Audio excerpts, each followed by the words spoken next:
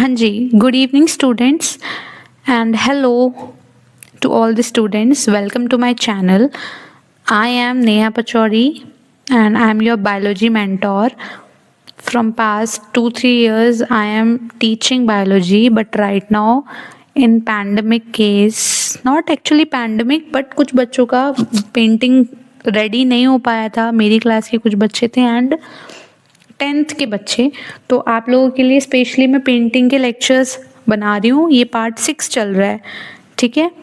तो let's get started without wasting any minute. ये सिर्फ क्लास 10th के लिए है, बट 12th वाले अगर कोई देख रहा है गलती से तो ये वाला पार्ट और लास्ट 6 पार्ट 7 पार्ट ये दोनों पार्ट आप देख सकते हो। बेसिक एलिमेंट बेसिक प्रिंसिपल बताए हैं इसमें पेंटिंग के, ठीक है। तो ये पेंटिंग की सीरीज चल रही थी, लास्ट पार्ट है ये, ठीक है, पार्ट 7। इसके बाद आई गेस मैं एक छोटा सा शॉर्ट वीडियो और बनाऊंगी, इसमें मटेरियल्स के बारे में बताऊंगी कि कौन से कलर्स होते हैं, क्या मटेरियल यूज़ करते हैं, ठीक है। ये लास्ट राइट है। Now come to the video. Topic है प्रिंसिपल ऑफ विजुअल आर्ट्स। छोटा सा टॉपिक है, प्रिंसिपल्स क्या है आर्ट के, किन बेसिस पर पेंटिंग बनाई जाती है। सबसे पहला प्रिंसिपल, सबसे इम्पॉर्टेंट, बैलेंस। हर साल बोर्ड में आ जाता है वाला question, what is balance, what are the principles of art, clear है। तो सबसे पहले आप लोग देख लो, balance refers to the distribution of visual weight in an artwork, ठीक है। It makes a piece feel stable rather than heavy on one side। तो बैलेंस मतलब है, आपने कोई पेंटिंग बनाई एक पेपर पर, दो टाइप के होते हैं, सिमेट्रिकल और एसिमेट्रिकल। बैलेंस मीन्स आपने कोई पेंटिंग बनाई एक पेज पर एंड वो पेंटिंग सिर्फ एक ही साइड आपने इंक्लाइन कर दी। मान लो एक लोटस बनाया है आपने पेज पर, आपने एक साइड बना दिया, बाकी साइड पूरी एम्प्टी है, तो वो क्या लगेगा, एक विजुअली हैवी लगेगा वो एक साइड पर, तो वो हमें विजुअली इतना अपीलिंग नहीं लगेगा क्योंकि सारा वेट आपने एक साइड के ऊपर डाल दिया, बाकी स्पेस खाली है।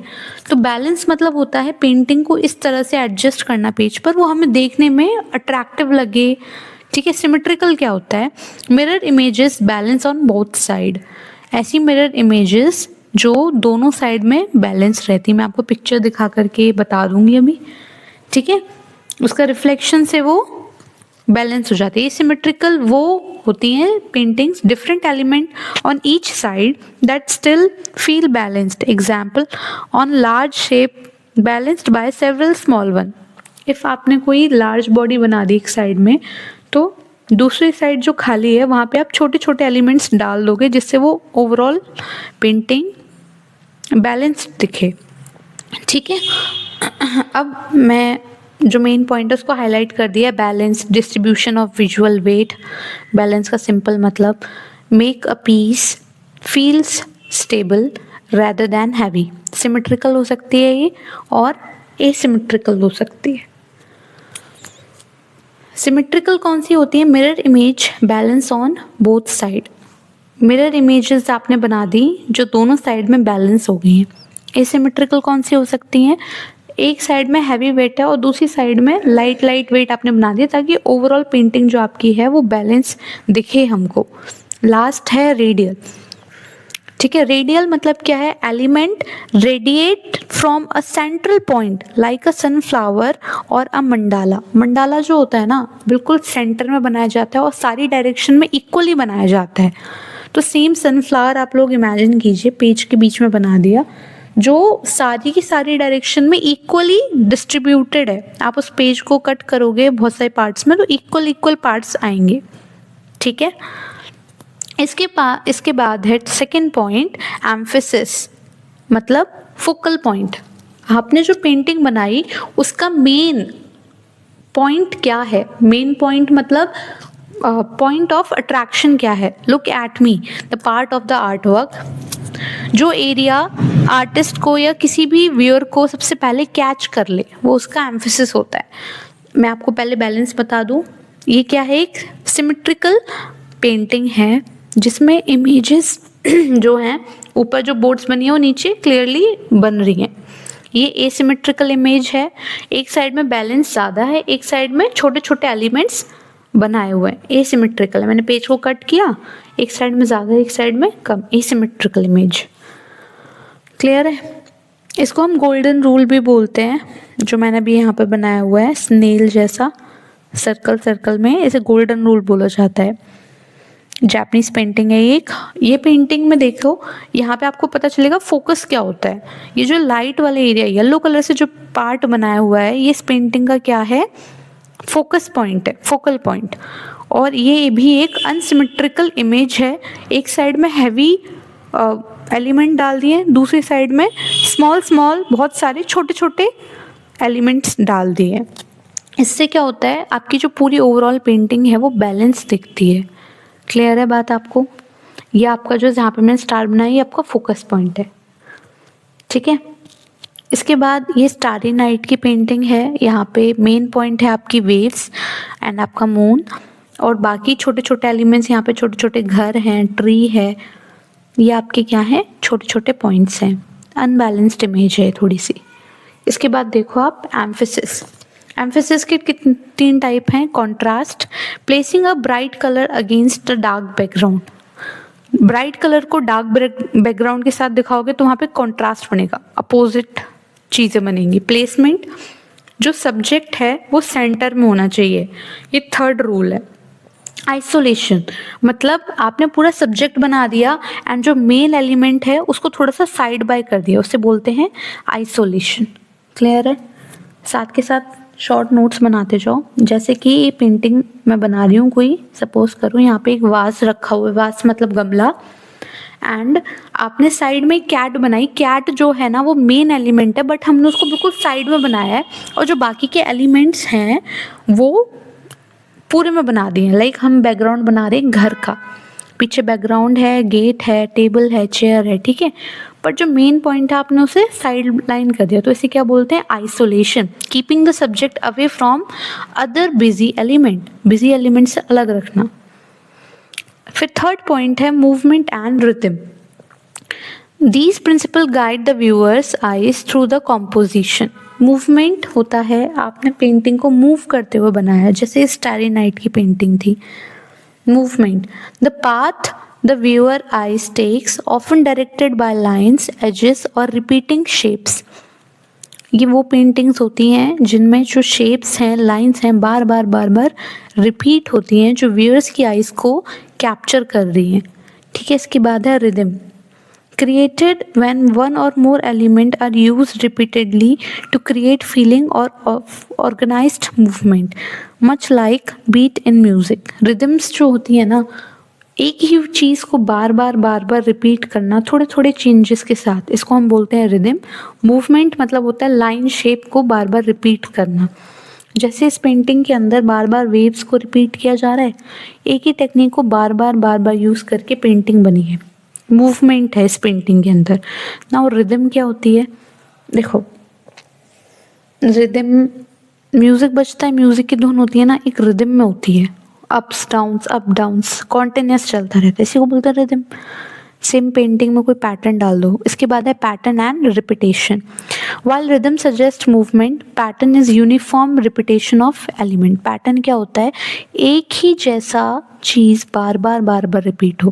Pattern often use to create decorated surface और टेक्सचर।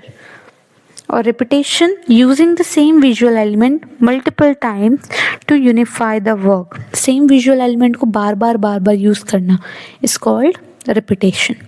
देखो ये बर्ड है, बार बार मैं इसको अलाइन करते जा रही हूँ, तो ये क्या हो रही है? रिपीटेशन में जा रही है। क्लियर है आपको बात? इसके बाद ये फिशेस बनाई है, फिशेस भी एक रिदम में है, पैटर्न है, ये पूरा रिपीटेशन से पैटर्न बन जाता है। सिंपल सा आप ऐसे याद रख लो। ठीक है, फ्रॉग है, फ्रॉग का पैटर्न बना लिया है एंड उसको बार बार रिपीट कर रहे हैं। क्लियर है आपको? इसके बाद 5th पॉइंट है contrast. Contrast occur when two related elements are different. The greater the difference, the more the elements stand out. इसका क्या मतलब है कि आपने लाइट एंड डार्क कलर्स को यूज़ किया, like thin versus thick versus thin line, rough versus smooth texture, complementary colours. तो ये क्या होते हैं? Contrast, opposite. कॉन्ट्रास्ट मतलब ऑपोजिट, इसको याद रख लेना। इसके बाद है यूनिटी एंड वैरायटी। कॉन्ट्रास्ट आप लोग अपोजिट ही समझो, मोटी लाइंस को थिन लाइंस के साथ आप यूज करो, ठीक है। इसके बाद यूनिटी वैरायटी।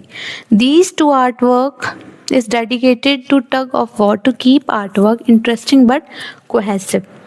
मतलब यूनिटी भी हो आर्ट वर्क में और वैरायटी भी हो, तो आर्ट वर्क में फन ऐड करते हैं। Unity sense of harmony between all the part of the art work make it feel complete, ठीक है। Variety, use several different elements to hold the viewer attention and prevent boredom. मैं आपको इसे कैसे समझाऊं कि आपने एक कैट बनाई, कैट की पूंछ नहीं बनाई, उसके कान नहीं बनाए, तो पेंटिंग अधूरी लगेगी। तो पेंटिंग को पूरा करने के लिए कैट ज़रूरी है, कैट के नीचे एक बिस्तर ज़रूरी है, उसके पीछे थोड़ा सा बैकग्राउंड ज़रूरी है, ये पेंटिंग को कंप्लीट करेगा। सिर्फ एक कैट बना दी, इसकी पूंछ और कान नहीं है, तो वो इनकम्प्लीट लगेगी। Scale and proportion, these deal with the size relationship. Scale, size of an object in a relation to stand out, like human body. जो साइज है ना वो अलग अलग प्रोपोर्शंस में होना चाहिए। जैसे फेस का साइज हमारा छोटा, उसके नेक और भी छोटी, उसके बाद जो ट्रंक होता है वो बड़ा होता है, लेग्स और भी ज़्यादा लंबे होते हैं, हाथ लंबे लंबे होते हैं। ये साइज और प्रोपोर्शन है किसी भी पेंटिंग को बनाने के लिए सबसे important. Size relationship between part of a whole person head compare to the body, ये क्या होता है? प्रोपोर्शन होता है, सिंपल। इसके बाद है कंपैरिजन समरी। सबसे पहले प्रिंसिपल देख लो, 4 प्रिंसिपल हैं। Balance, provide stability and visual equilibrium, emphasis, create a focal point for the viewers. Emphasis मतलब होता है आपको मेन पॉइंट क्या है पेंटिंग का। जैसे लोटस बनाया तो आपका वो लोटस मेन पॉइंट है। कॉन्ट्रास्ट क्या होता है? Highlight difference to create visual interest. Unity, make the art of feel like single cohesive piece. Clear है? आई होप सबको चीज़ें क्लियर हो। यूनिटी, चीज़ों को पूरा का पूरा बनाना, ऐसा नहीं कि आपने आधा अधूरा पेंटिंग बना करके छोड़ दिया। हर एक एलिमेंट को डिटेल्स के साथ उसमें ऐड करना, साथ में और भी चीज़ें ऐड करना जिससे वो पेंटिंग में फन ऐड हो। यूनिटी एंड वैरायटी वाला टॉपिक था ये। चलो ये क्लियर ख़त्म हो चुका है। इसके बाद मटेरियल सिंपल सा है, वो आप लोग खुद ही कर लोगे। कलर्स कौन से यूज़ करने, कौन से कलर कैसे होते हैं, ये सब बताना है। So thank you childrens. आप लोग फटाफट से सेशन को लाइक कर दो, शेयर कर दो, एंड हम लोग मिलते हैं नेक्स्ट सेशन में। 12th क्लास में मिलेंगे हम लोग अब। तो डू शेयर, लाइक, कमेंट, और 10th वालों अपने प्रेजेंट लगा के जाओ, ठीक है। 12th वालों का अब इसके बाद पेंटिंग स्टार्ट होगा मोस्ट प्रोबेबली। तो गुड बाय। सब्सक्राइब करके जाना, और 10th वालों, सी वालों प्लीज़ अपनी अटेंडेंस तो लगा के जाओ यहाँ पर, ठीक है। Good evening students.